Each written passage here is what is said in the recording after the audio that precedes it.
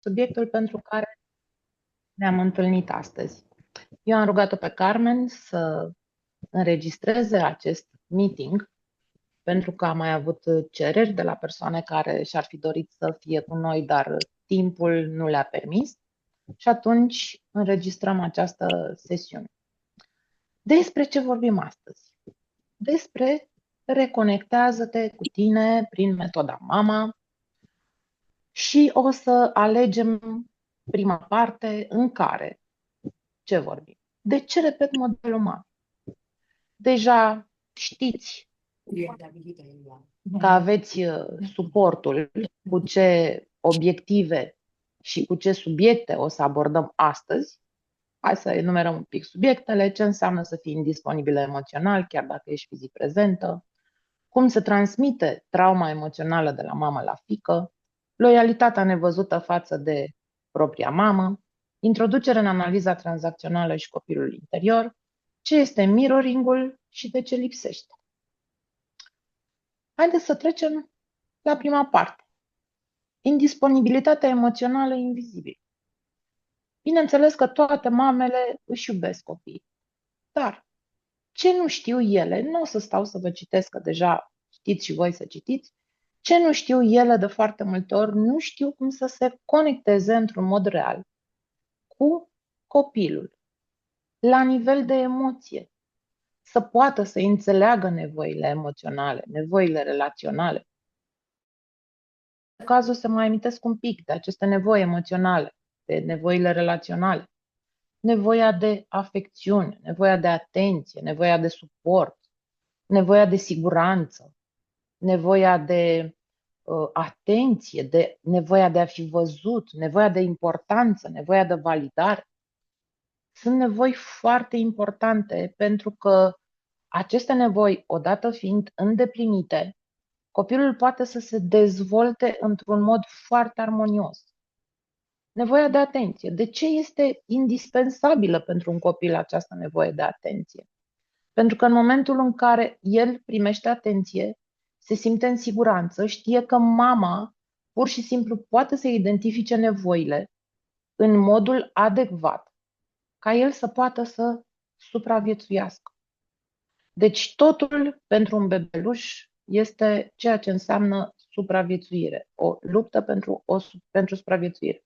Cu cât mama îi identifică, îi recunoaște și împlinește mai bine nevoile, cu atât bebelușul se va simți mai în siguranță și se va dezvolta mai armonios. Ce se întâmplă totuși când mama nu reușește să identifice aceste nevoi, aceste dorințe pe care copilul le are? Copilul are senzația că mama nu este acolo pentru el. Chiar dacă mama este prezentă cu totul acolo, fizic, sunt multe mămici care zic: dar ce am făcut? Că am făcut totul, am fost acolo lângă el. De ce lucrurile se întâmplă așa cum se întâmplă? Pentru că mămica n-a reușit să identifice acele nevoi emoționale ale copilului. Eu v-am pregătit și câte un exercițiu.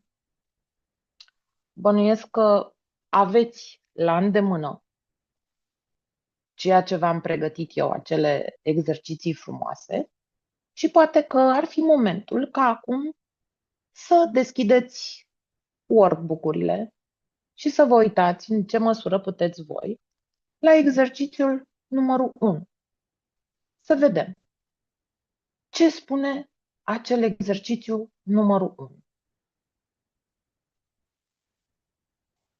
Vrea cineva să citească? Vrea cineva să împărtășească?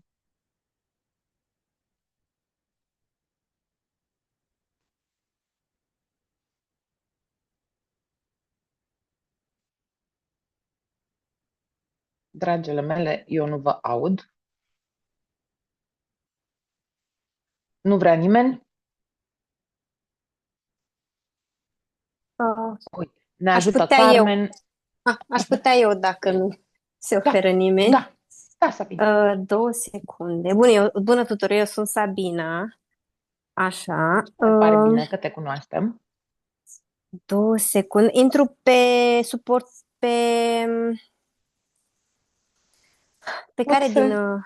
să-l, pot să-l citesc și eu. Este Ah, primul, îl scrie Ruiz Carmen, dar m-am gândit că dacă vrea cineva în ah, mod special să-l ok, citească, hai ah, să ok. citesc eu. Bine. Cum răspund la emoția copilului meu? Scrie 3 situații recente în care copilul tău a plâns sau a... Notează reacția ta. Reflectă. Te-ai simțit confortabil cu emoția lui? Ai putut doar să fii acolo sau ai simțit nevoia să o rezolvi? Ar vrea cineva să împărtășească cu noi o mămică dacă a trecut printr-o astfel de situații în care efectiv n-a știut cum să se raporteze la emoția copilului. Da, și eu am experimentat, dacă pot să spun. Mhm. Te rog. Atunci când copilul, când fetița mea își dorește dulce, da, Mhm. și eu îi refuz. Și ce Mhm. m-am observat, bine, acum mai lucrez la mine, dar aveam tendința să impun ceea ce cred eu că este bine. Foarte, foarte interesant. Dar este corect? Nu, dar Nu. este pentru că așa probabil am fost crescută. Prima Garantat. tendință este de a face ceea ce știi. Exact. Exact. Despre asta este vorba. Mie mi-ar plăcea pentru voi, participantele de la training, dacă nu ne permite timpul acum, totuși, sau nu vă permite spațiul în care sunteți, să faceți aceste exerciții, pentru că sunt niște exerciții foarte intense. Chiar îmi scria cineva mai devreme, nu o să dau nume. Wow, cât de intense sunt aceste exerciții! Chiar mi-au scos la suprafață multe lucruri, numai uitându-mă peste ele. Eu v-am pregătit și niște exemple în care mama tinde să ignore sau să diminueze trăirile reale ale copilului. Exemplu, nu plânge, că nu e nimic. Du-te în camera ta până te liniștești. Ești prea sensibil. Ai, nu mai faci atacați din nimic. Nu ai motive să fii trist. Te super din orice, ce copil ești tu. Dacă mai plângi, îți dau eu motive să plângi. Nu mai fi așa de alintat.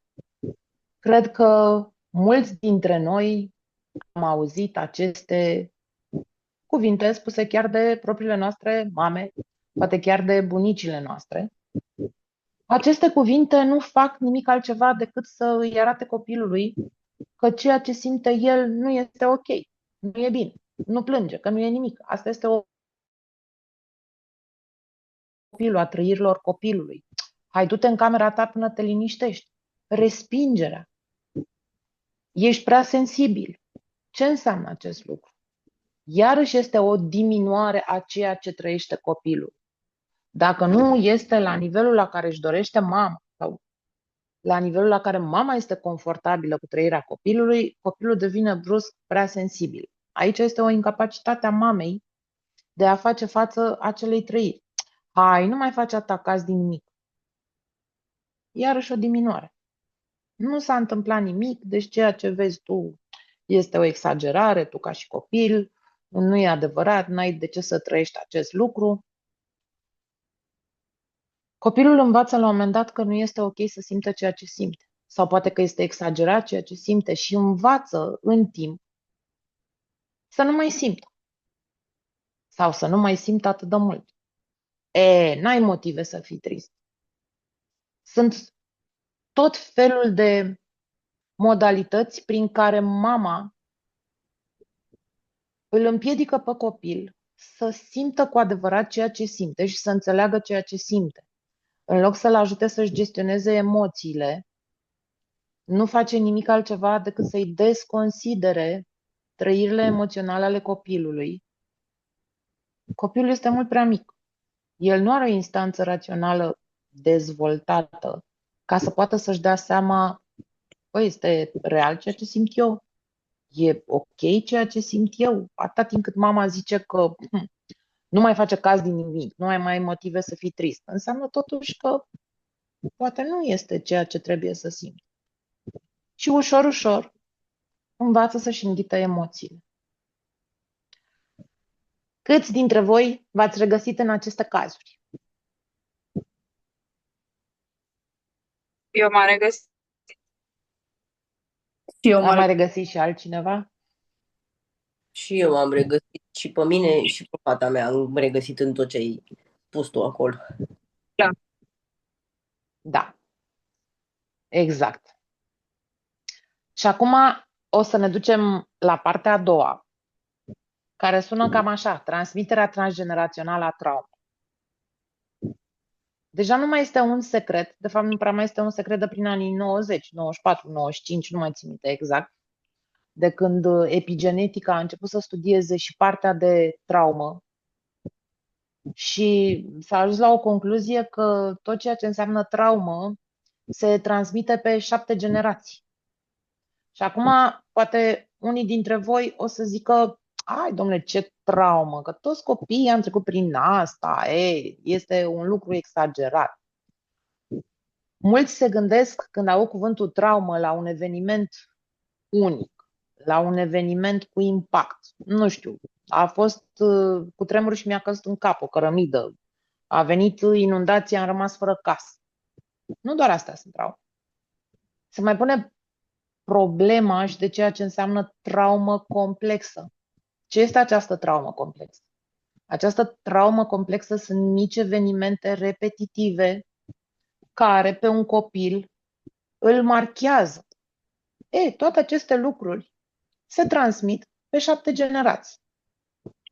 Așa că nu numai că noi avem niște lucruri moștenite de la părinții noștri, și ei au la rândul lor lucruri moștenite de la părinții lor și tot așa pe 7 generații.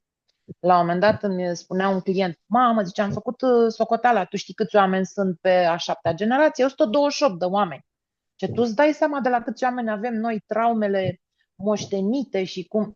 Da, cu noi care înțelegem se poate opri acest ciclu, să nu mai fie dat mai departe.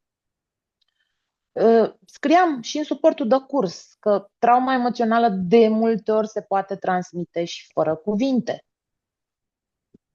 Luăm primul exemplu, e greșit să simt. Vă povesteam de acel copil care, în momentul în care mama i-a diminuat tot ceea ce simțea, i-a devalorizat, i-a desconsiderat toate emoțiile, copilul ajunge să nu mai simtă sau ajunge la concluzia că este greșit să simtă. Ia gândiți-vă că poate mama a fost acel copil și mama învață să-și ascundă emoțiile, în loc să-și exprime atunci când este tristă, să dea voie lacrimilor, pentru că lacrimile sunt extraordinar de bune pentru că prin lacrimi se eliberează hormonii de stres. Și atunci plânsul este foarte eliberator. Furia, și este foarte bine să fie manifestată într-un mod sănătos și, bineînțeles, să fie exprimată. Poate chiar dacă nu o manifestăm în prezența celorlalți, dar măcar o exprimăm anunțând. Sunt furios. Sunt furioasă. Mă deranjează ceea ce spui acum și mă înfurie ceea ce spui acum. Pentru că dacă noi nu arătăm care sunt limitele noastre, ceilalți n-au de unde să-și dea seama. Astfel, mama care evident că nu a reușit să-și exprime emoțiile, ajunge să, în relația cu copilul să pară că este absent afectiv.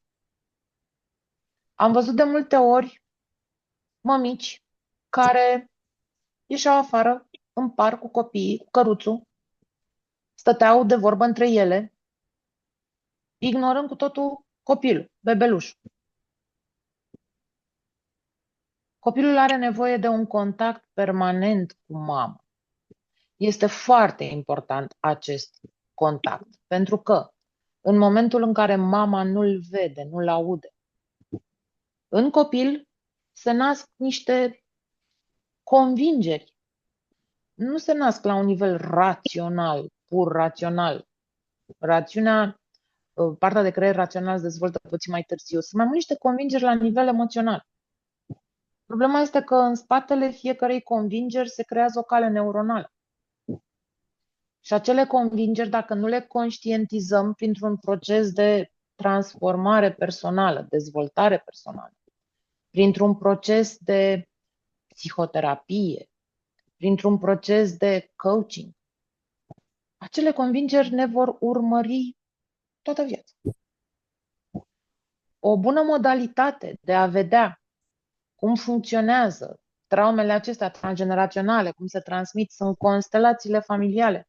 În constelațiile familiale, ele ies foarte frumos și foarte ușor la suprafață și se vede efectiv cum se repetă tiparul. În constelații am văzut cum de multe ori se duce tiparul chiar și 7 generații.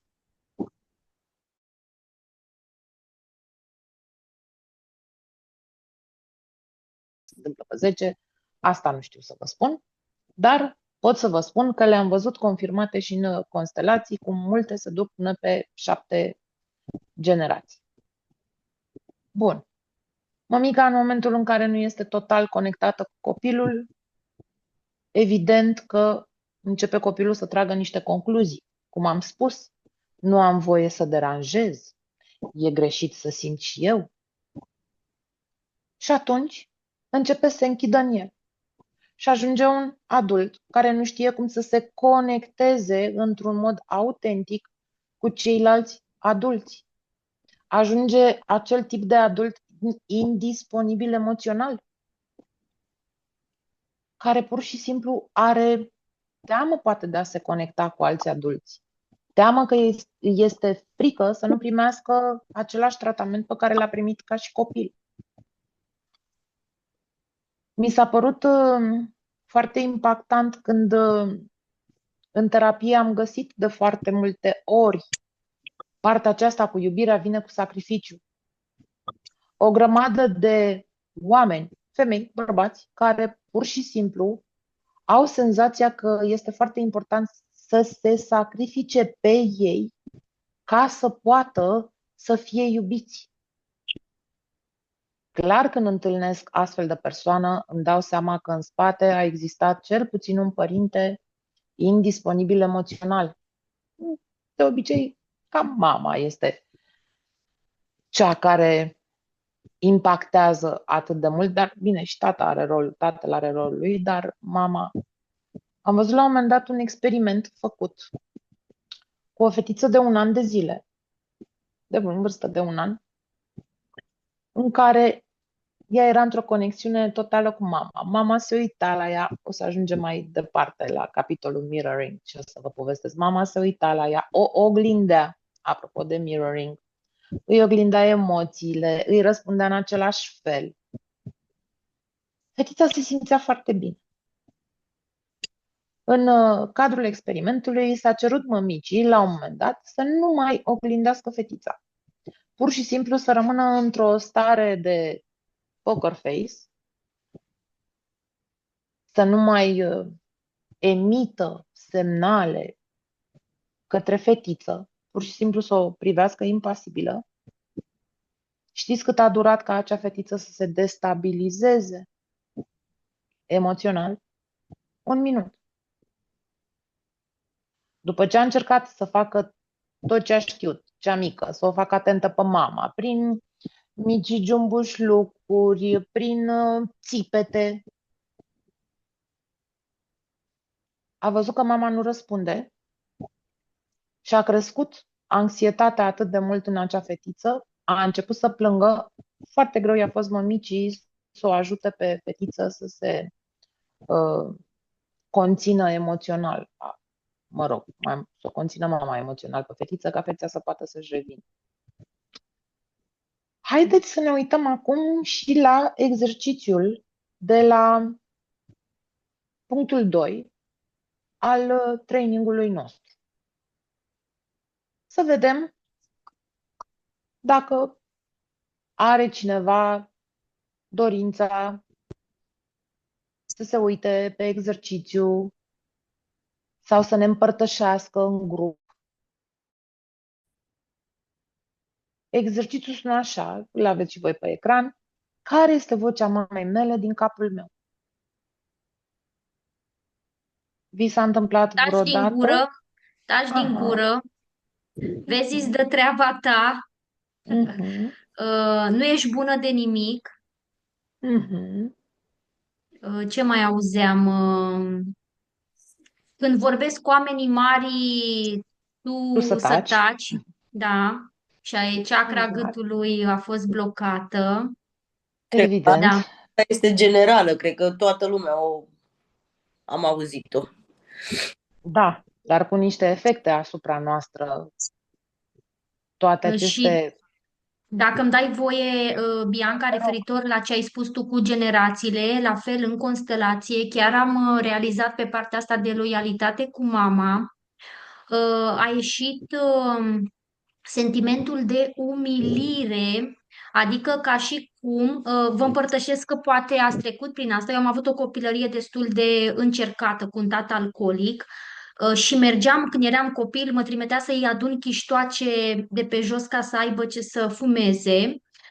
Și n-am crescut cu părinții, că m-a crescut bunica și cumva am simțit toată copilăria mea această rană a umilinței și aveam la nivel subconștient un program că nu este bine să cer. Asta însemnând și pentru la jobul meu, la serviciu, și mi-am dat seama că era ceva și preluat, pentru că pe neam, probabil dacă au fost oameni cu capul plecat, umili, da, au avut tot timpul această rușine, să zic așa, de a cere. Și uitați cum am preluat și eu, da, și cum ne afectează pe fiecare în parte. Eu vă spun așa o mică parte din experiența mea, dar probabil că sunt mult mai multe. Mulțumesc! Și eu mulțumesc, Carmen, pentru împărtășire. Nu aveam un plan să vorbesc despre chestia asta, dar acum chiar m-am gândit să vă vorbesc despre ceea ce înseamnă injoncțiune. Injoncțiunea este un mesaj pe care copilul îl preia de la părinte într-un mod direct, într-un mod indirect, adică ce înseamnă mod indirect? Părintele nu verbalizează mesajul ca atare, ci pur și simplu prin acțiunile părintelui, copilul înțelege că acela este mesajul. O să vă dau exemple, nu vă speriați. Și prin modelare, adică prin exemplul luat de la părinți. Ceea ce ai spus tu este injoncțiunea nu cere. Ori copilului îi se spune într-un mod direct, nu cere că n-am de unde să-ți dau, eu nu am bani. Ori în momentul în care copilul cere, părintele ignoră sau îi spunem da, niciodată nu îi dă. Sau pur și simplu are exemplu ca exemplu un părinte care nici el nu știe să ceară. Și aceste injoncțiuni sunt mai multe, sunt vreo 12, o să vă enumăr câteva dintre ele. Injoncțiunea nu cere, injoncțiunea nu-ți dori, injoncțiunea nu fi cine ești, injoncțiunea nu fi apropiat, injoncțiunea nu exista, injoncțiunea nu aparține. Nu mai știu ce am enumerat, dar cred că poate mulți v-ați regăsit având aceste injoncțiuni. Când sunt și moștenite, ele bineînțeles că au fix același impact. Și cu ocazia asta ajungem și la punctul 3, la loialitatea invizibilă față de mamă.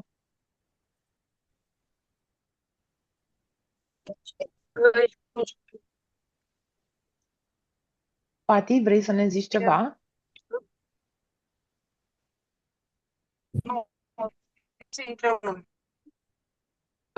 O să vă rog să vă puneți microfoanele pe mut și când vă invit eu, e ok, puteți să vorbiți, mulțumesc mult. Ce înseamnă această loialitate invizibilă față de mamă? Copilul își dorește foarte mult să intre în grații mamei, deoarece el are nevoie să-și îndeplinească acele nevoi de care vorbeam noi la primul punct. Și copilul înțelege că dacă mama îl acceptă, dacă mama îl iubește, ea îi va îndeplini acele nevoi și el pur și simplu încearcă să-și dea seama cam ce ar vrea mama de la el sau cum ar trebui să fie el ca mama să îl accepte, ca mama să-l iubească, care să poată să aparțină familiei. Și aici vorbim de o nouă nevoie, nevoia aceea de apartenență. Oamenii fiind ființe sociale, au această nevoie, nevoia de apartenență, de a aparține cuiva, de a aparține unui grup. Nevoia aceasta de apartenență este o nevoie străveche. Putem să spunem că încă de la începuturile omenirii, când oamenii au conștientizat că în grupuri, siguranță, le este mai ușor să vâneze împreună, le este mai ușor să se apere de animale împreună. Și așa s-a născut această nevoie de apartenență. Evident că și un copil nou născut, cu atât mai mult un copil nou născut care este atât de dependent de adulți, are această nevoie de apartenență. Copilul ca mama sau ar trebui să fiu ca tata, pentru că există această loialitate invizibilă și față de tată, nu numai față de mamă. Dar noi o să vorbim în cazul nostru de loialitatea invizibilă față de mamă. Și atunci,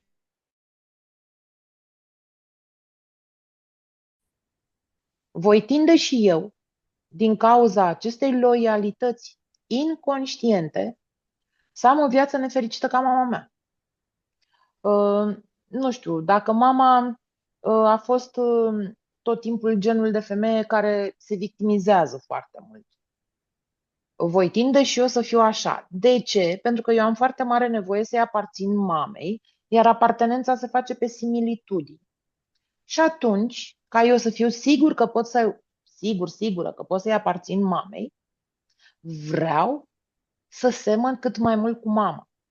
Repet, sunt niște decizii inconștiente, nu este o decizie conștientă în care eu într-o dimineață m-am trezit și m-am gândit, băi, ce aș putea să fac și eu asta? Gata, m-am hotărât, semăn cu mama. Nu se pune problema de așa ceva. Sunt niște decizii inconștiente luate dintr-o zonă de vârstă foarte mică, până în 5-7 ani, că tot vorbim de cei 5-7 ani de acasă, care pare că este deja un clișeu, dar nu este un clișeu, este foarte important. De ce? Pentru că atunci este perioada în care creierul copilului se dezvoltă extrem de rapid. Copilul interpretează situații încă de când se naște. Nu de când se naște, îmi cer scuze. Din săptămâna 30 de sarcină, de când se creează creierul emoțional. Copilul trage niște concluzii, își formează niște convingeri. Cum? Prin prisma experienței lui de viață de până atunci, adică care experiență? Și prin cunoștințele lui de viață de până atunci. Din nou, care cunoștințe? Și atunci multe lucruri sunt integrate într-un mod nesănătos. Poate nu sunt chiar acordate la adevărul familiei respective, dar sunt pur și simplu niște interpretări ale copilului. O să ajungem la un alt punct în care o să vreau să vă explic mai mult, la partea aceea cu analiza tranzacțională. Dar momentan mi-ar plăcea să vă gândiți un pic la exercițiile de la această loialitate invizibilă față de mamă. Cum sună exercițiul legat de această loialitate invizibilă față de mamă? Carmen îl pune acum și îi mulțumesc pentru tot suportul. Se pare că am introdus exercițiul cu mai multe puncte, inclusiv cu partea de mirroring care lipsește. Nu am făcut exerciții din lipsă de timp. Acum mi-am dat seama pentru toată sesiunea. Mie mi-aș plăcut să avem o sesiune de câteva ore, că eu am multe de spus și multe exerciții de propus. Dar o să trecem un pic mai departe cu partea teoretică și o să vorbim despre introducerea în analiza tranzacțională. De ce vorbesc despre analiza tranzacțională? Pentru că aceasta este formarea în psihoterapie pe care am făcut-o eu și care mi s-a părut fascinantă pentru că am realizat că tot ceea ce se întâmplă între noi, între oameni, sunt doar niște tranzacții. Și ceea ce facem noi acum, tot o tranzacție este. Ceea ce se întâmplă, orice interacțiune între oameni poate fi numită tranzacție. Prin perspectiva analizei tranzacționale, se zice că o persoană poate să aibă 3 stări ale eului. Nu o să vorbesc acum că există stări și substări. O să vorbesc despre cele 3 stări principale ale eului: starea de părinte, starea de adult, starea de copil. Bun. De ce este atât de importantă pentru mine această analiză tranzacțională? Pentru că în momentul în care eu am înțeles că există aceste stări ale eului, pentru mine a fost așa, wow, pentru că mi-am dat seama de modul în care am interacționat cu părinții, de modul în care am interacționat cu ceilalți, de ce este important acum. O să vă explic imediat. În starea eului părinte, și o să subliniez acest lucru, ne comportăm într-o formă needitată cum s-au comportat părinții noștri cu noi. Adică, apropo de trauma transgenerațională.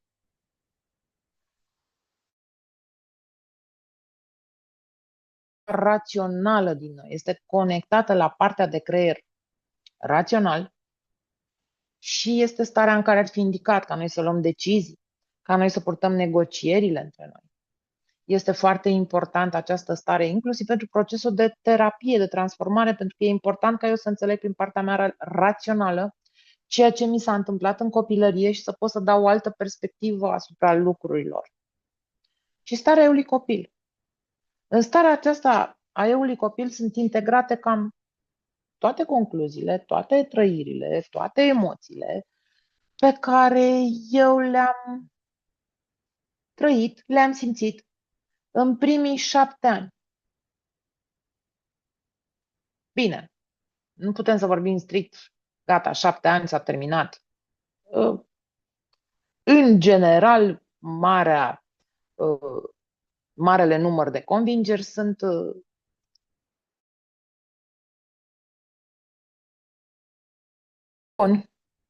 când intru într-o stare de părinte. Păi într-o stare de părinte intru când am responsabilități sau când am copii. Și atunci, dacă așa funcționează psihicul meu și eu încep și mă port ca mama sau ca tata în interacțiunea cu copilul meu sau când am responsabilități, atunci face sens de ce de multe ori spunem, eu nu vreau, eu nu o să mă port niciodată cu copilul meu, când o să am eu copilul o să vedeți, eu nu o să mă port cum s-au comportat cu mine mama, tata, nu mi-a plăcut, eu o să fac diferit. Și ce să vezi? Ajung mămicile să se comportă identic și vin la terapie și zic, Doamne, sunt o mamă rea, ce am făcut copilului meu, uite cât de vinovată mă simt, că am jurat că eu nu o să fiu ca mama, nu o să fiu ca tata și m-am comportat fix ca mama. Păi de asta m-am comportat fix ca mama, pentru că eu am introiectat un anumit model de părinte. Acum, când zic ca mama, ca tata, iarăși este ceva generic.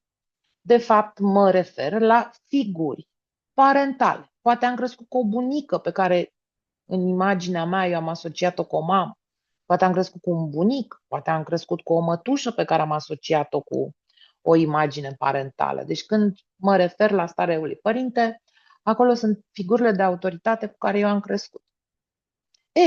Când o mămică înțelege că ăsta a fost modelul în care tu ai crescut, așa funcționează psihicul, tu ți-ai luat singurul model de părinte pe care l-ai avut, este modelul cu care tu ai crescut, atunci mămica începe să se liniștească.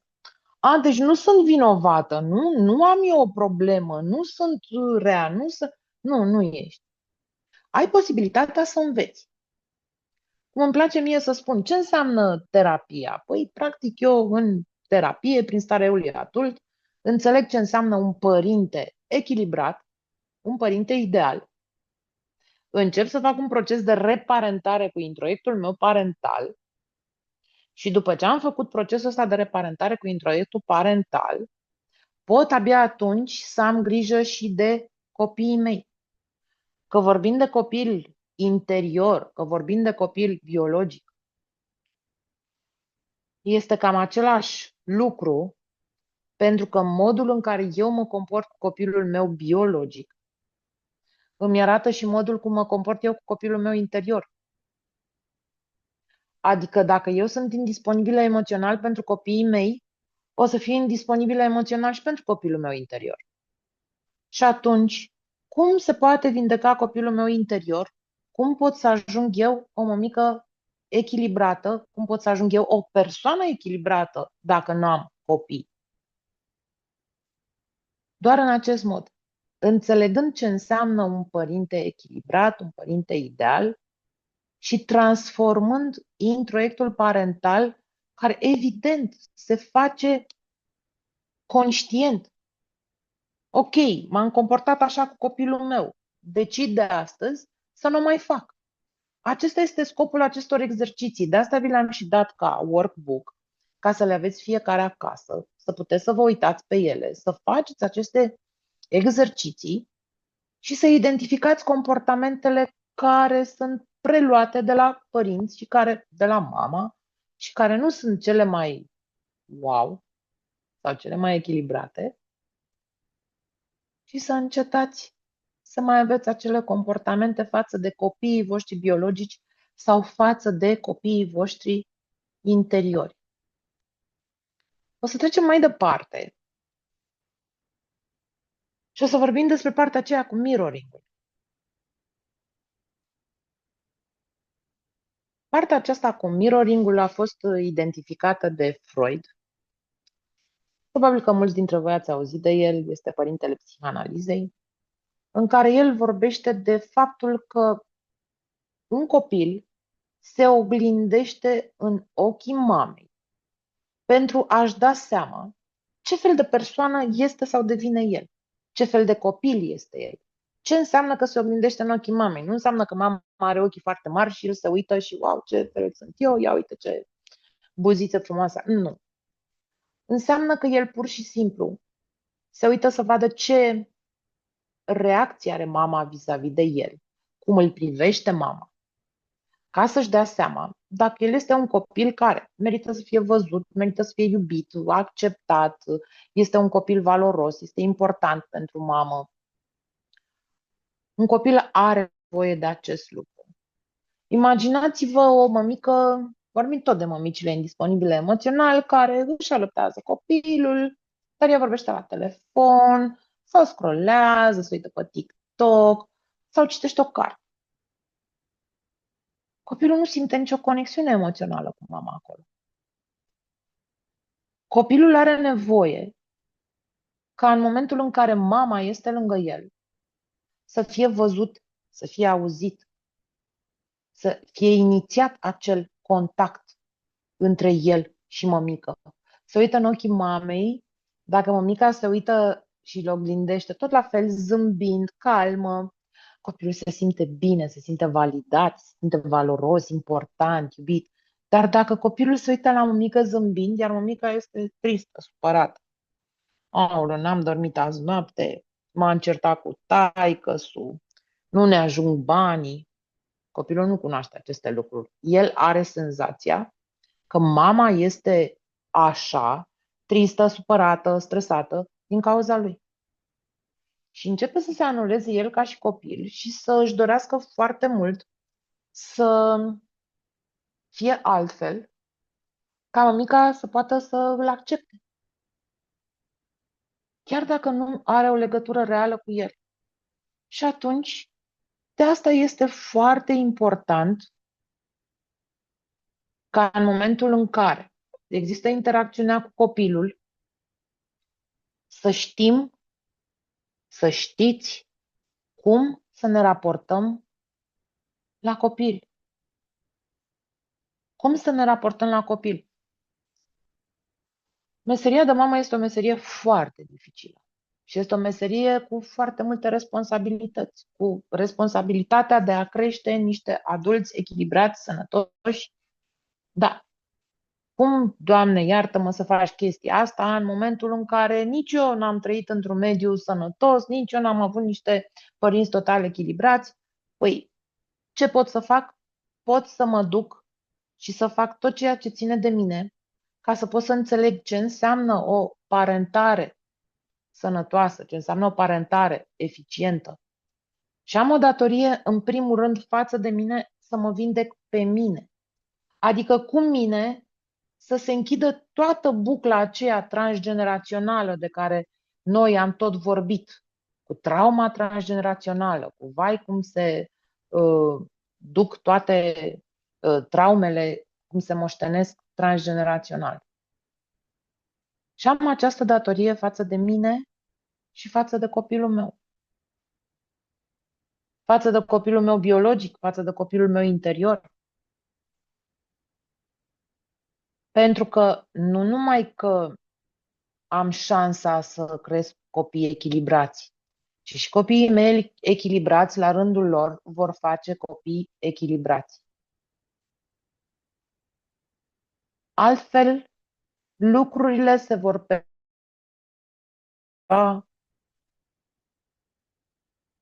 și nu este benefic pentru absolut nimeni. Există și acest exercițiu de la mirroring, pe care acum mi-ar plăcea, Carmen, dacă ai putea să îl arăți.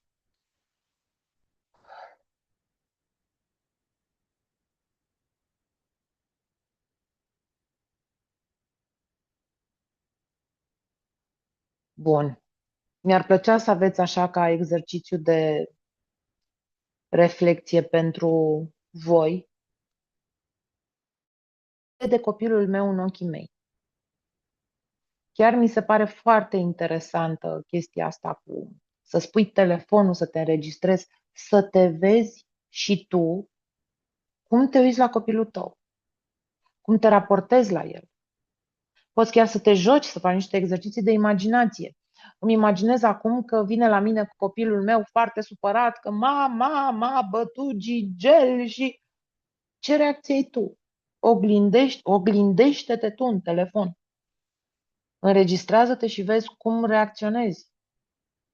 Cum reacționezi la acele mici, nu știu, incidente pe care le are copilul, acele trăiri. Nu uita că percepția ta poate să fie total diferită de percepția copilului și că este foarte importantă percepția copilului asupra problemei. Nu este cazul, nu e așa, tu n-ai înțeles, nu e bine, nu e... Lucrurile se fac într-un mod diferit, cu mult mai multă blândețe. Copilul de cele mai multe ori are nevoie doar să fie auzit, să fie înțeles și să știe că este cineva acolo pentru el care să-i ofere acel suport, susținere emoțională, care îl ajută pur și simplu să-și gestioneze emoțiile, îl învață cum să-și gestioneze emoțiile. Cred că mai este un exercițiu bonus de final pe care o să vă las pe voi, fiecare în parte, în liniște, să se gândească și la acest exercițiu. Și mi-ar plăcea să avem posibilitatea cândva, cumva, să și împărtășim într-un grup ce ați conștientizat, ce ați constatat, ce ați văzut, ce v-ați dat seama. Aceasta a fost prima parte a trainingului nostru. Dacă vrea cineva să împărtășească cu noi, eu m-am gândit să las câteva minute și pentru cei care, sau cele mai bine zis, nu cei, că suntem doar fete pe aici. Cine vrea să împărtășească ceva,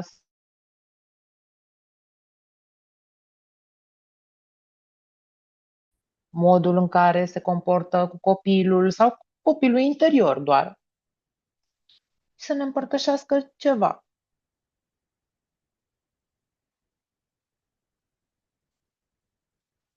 Nu este nimeni, nu vrea nimeni să vorbească. Ba da, eu vorbesc. Bună seara! Sunt Gabriela, Bună, Gabriela. sunt invitată din partea lui Carmen și vreau să spun că eu cresc pe Sonia, pe fiica mea, are acum 15 ani, cresc singură, fiindcă tatăl ei a murit acum, când a fost ea 6 ani. Și ceea ce doresc eu să spun și am conștientizat acum, că în trecut am ascuns emoțiile mele. Deci emoțiile negative. Am ascuns ca ea să nu preie de la mine. Și am și mi-am amintit cu o amintire că a murit cățelul nostru drag, al lui Sonia, și m-am dus după Sonia la școală să am spus că Sonia, îți spun ceva, dar te rog frumos să nu plângi. A murit Leo. Deci acum Deci ea nu a plâns. Deci Da, blocarea emoțiilor. Da, Da. da, am Da, de observat. foarte multe ori considerăm că suntem puternici dacă nu manifestăm emoții, dacă nu le exprimăm, dacă Exact. înghițim acele emoții, numai că ele vin la pachet cu niște probleme. Spre exemplu, ce înseamnă tristețe, se localizează în zona plămânilor, furia, pe ficat. Evident, stomacul este centrul tuturor emoțiilor. Frica și ea și ea afectează plămânii. Și fiindcă depinde de mine creșterea ei, deci contează cum cresc, că cresc singură și atunci contează și acum, mai ales că e adolescență. Și ceea ce mi-a Carmen, ea, când Carmen a spus că mai de mult părinții noștri cum au vorbit cu noi, au fost cu mine, de aceea am închis video, că era cu mine și a auzit și a zis că chiar așa era mami, mai de mult așa, au vorbit părinții cu voi și a spus că da. Și mi-a confirmat că de fapt eu niciodată n-am vorbit așa cu ea. Deci asta a fost o ceea ce confirmare este prezentă. wow. Da, Ceea ce este wow. Da, da. ai avut o misiune grea să ții rol și de mamă și de tată pentru ea. Este Da. foarte provocatoare această situație. Mulțumesc frumos! Și eu mulțumesc pentru că ai venit. Mulțumesc și că ai împărtășit. Mulțumesc tare mult. Mulțumesc frumos și eu. Altcineva?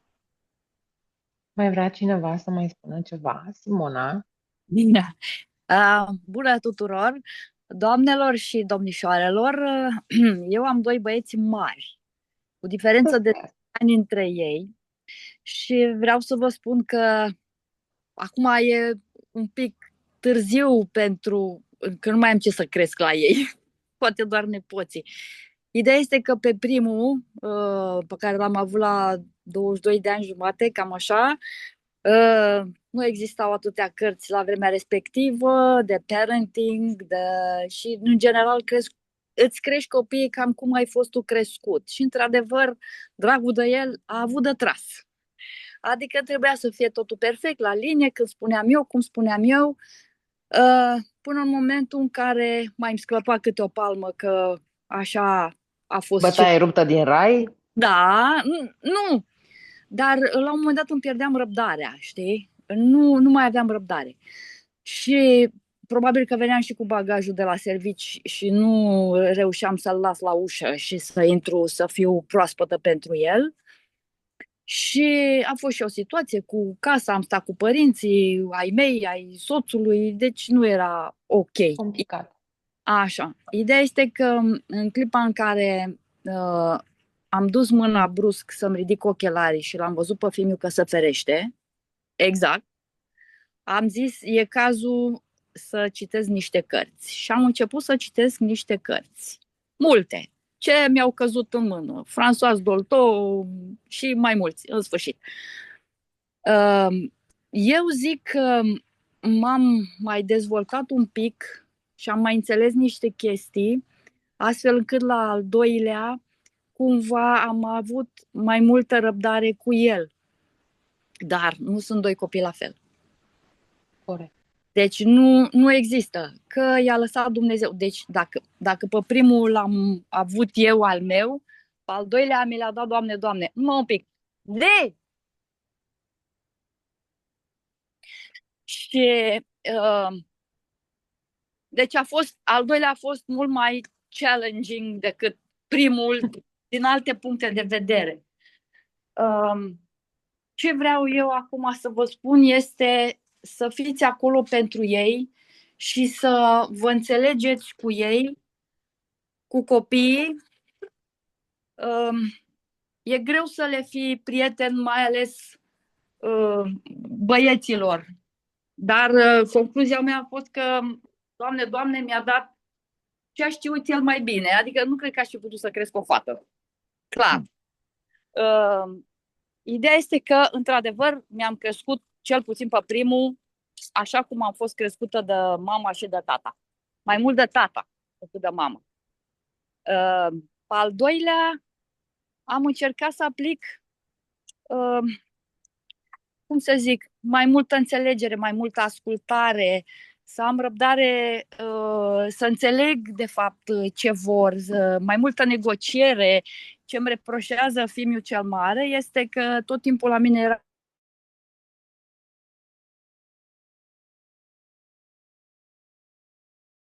dacă e bine sau rău. Nu e. Nu Da, este bine. el acum zice că a fost ok. Și încă o chestie care deci începusem să citesc cărțile respective și la un moment dat eu vroiam să-l duc la dansuri.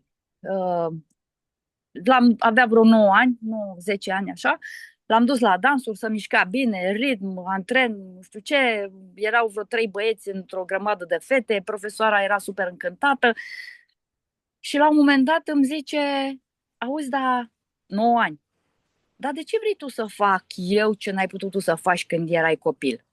Wow! Deci m-a lăsat Wow! Wow! ca să aflu mai târziu că de fapt Asta e realitatea. Dumnezeu să-l odihnească pe socrul meu, i-a spus, dar ce te duci tu la dansuri? Că asta e pentru fete.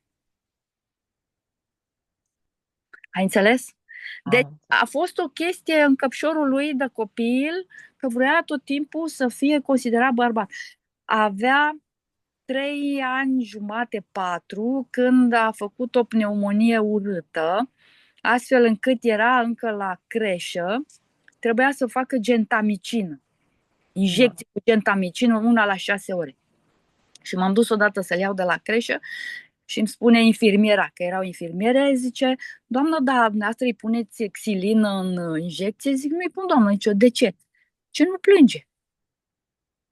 Nu plânge, nu zice nimic. Acasă l-alergam în casă. Maică mea îi făcea injecții, negociam, haide, că nu știu ce, că trebuie, că plângea, îți dai seama, dureroase. La grădiniță nu zicea nici pâs, la creșă. Să demonstreze că este bărbat. Pentru că erau fete și el trebuia să fie bărbat. Mulțumesc mult, Simo. Și este un tip foarte interiorizat. Deci el nu vorbea. Îl luam de la școală, de la grădiniță, dar îl vedeam supărat. Ce s-a întâmplat? Nimic. Hai, spune. Nimic. După vreo oră, 2 de mers cu mașinile, cu autobuzul, începea să vorbească. Și acum face la fel. Deci mulțumesc foarte mult pentru împărtășire. Vă mulțumesc foarte mult. Ce faceți voi aici și îmi lămurește niște chestii de care aveam nevoie. Mulțumesc foarte mult. Vă pup. Eu o să deschid un grup de terapie pentru cine este interesat să participe ulterior. Ați văzut pe formulare, în care o să discutăm mult mai mult și mult mai profund toate aceste lucruri, că sunt benefice, pentru copilul interior, copilul biologic sau pur și simplu pentru viitorii nepoței, unde este cazul. Da. Eu vă mulțumesc pentru participare. Mă bucur foarte mult că v-am văzut, că v-am revăzut pe unele dintre voi. Îmi mulțumesc foarte mult, Carmen, pentru ajutor. Data viitoare sper să reușesc să stau mai bine cu partea tehnică, să nu mai am aceste probleme.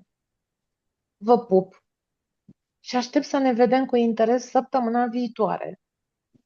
Și ne gândim săptămâna viitoare, dacă vreți și voi, asta a fost sugestia lui Carmen, dar de ce te-ai întins cu trainingul ăsta pe 3 săptămâni? Nu puteai și tu să-l faci mai așa, adică vineri, sâmbătă, duminică?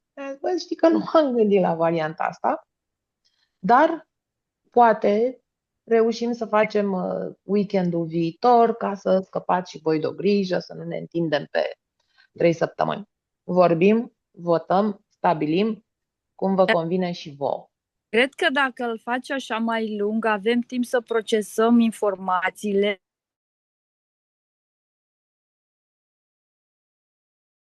Poate. Good point. Putem să dăm un feedback la exercițiile tale. Super. E și asta o părere. Eu sunt deschisă cu ambele. Eu vă pup. Vă mulțumesc pentru participare. Mulțumim frumos. Ne vedem cu bine săptămâna viitoare. Al cui e Să ne auzim în cor toată lumea, cum zice și Izabela la cursuri. Hai să auzim. Mulțumim! Mulțumim mult, Bianca! Vă mulțumesc eu că ați participat.